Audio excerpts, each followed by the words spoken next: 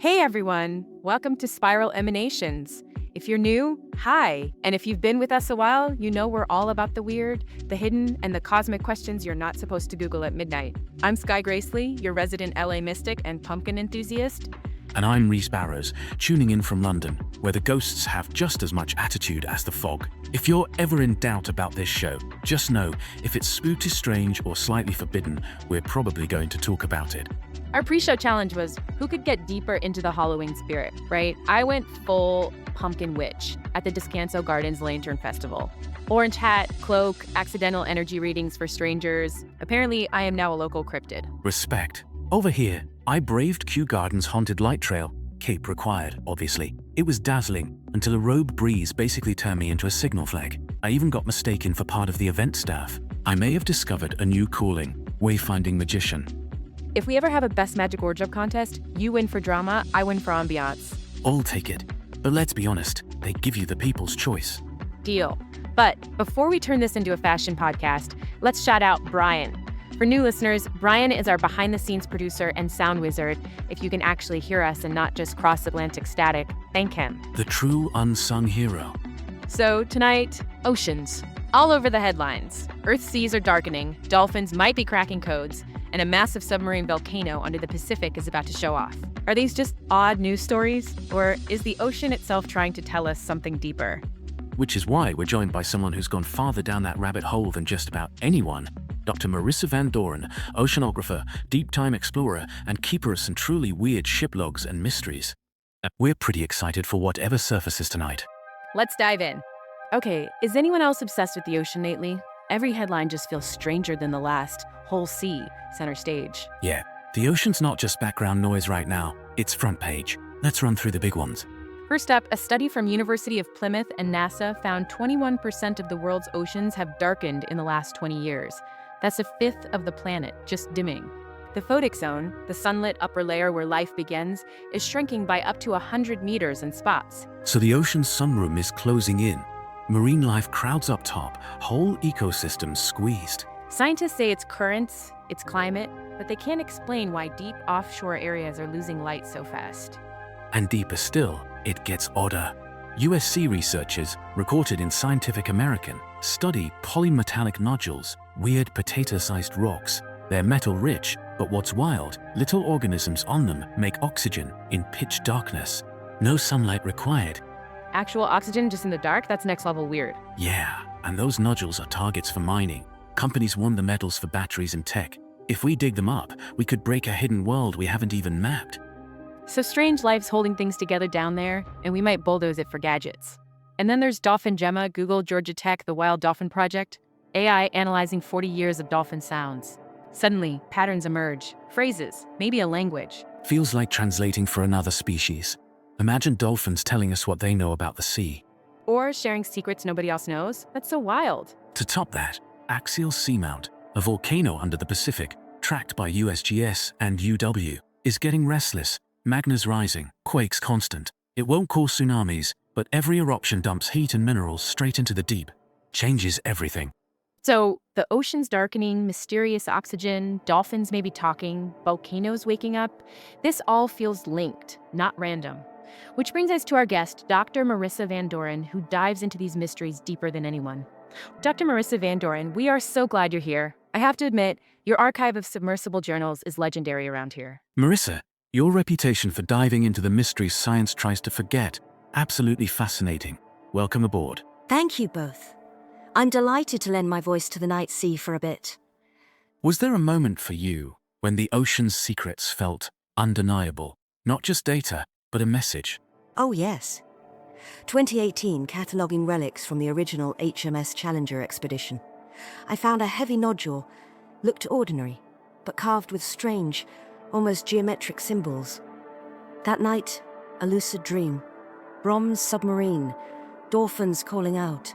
A strange journal, full of the same glowing marks. I could nearly read them. That's wild. Did those symbols mean anything outside the dream? That's the thing.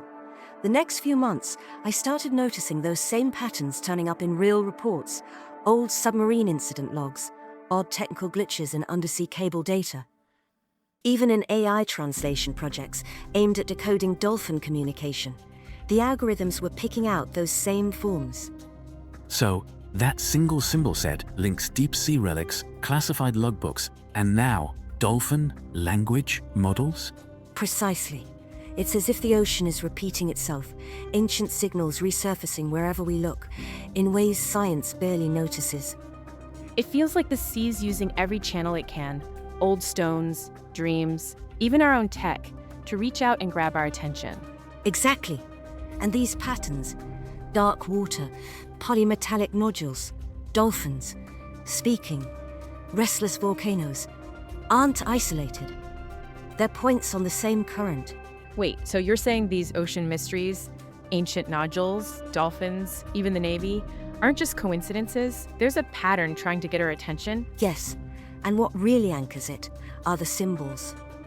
The same strange shapes I found carved into that Challenger nodule have kept cropping up, hidden in ship logs, Navy archives, and just now in the latest dolphin translation data. You mean those Navy files about psychic disturbances down at the cable sites? Operation Nodal More, was it? I remember rumors they encountered bizarre readings they couldn't explain. Exactly.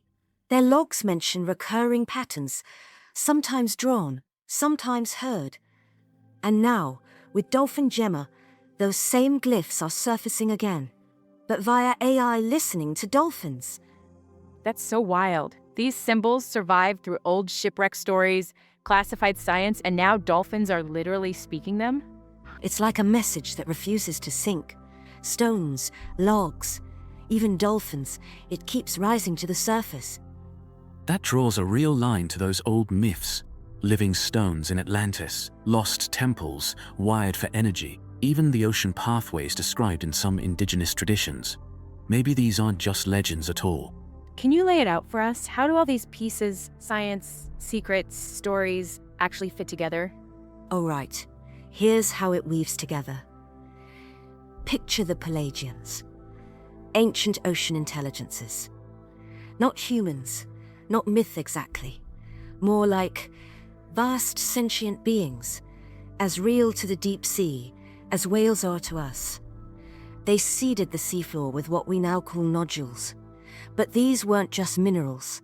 They worked like a planetary nervous system. A kind of living blueprint, all wired together under the waves? Exactly.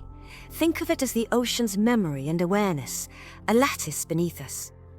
Over time, those original minds faded, but dolphins, with their complex signals, picked up where the Pelagians left off. Their pods are relays for this network, still carrying the tune. No wonder dolphins turn up in so many myths, messengers from something much older.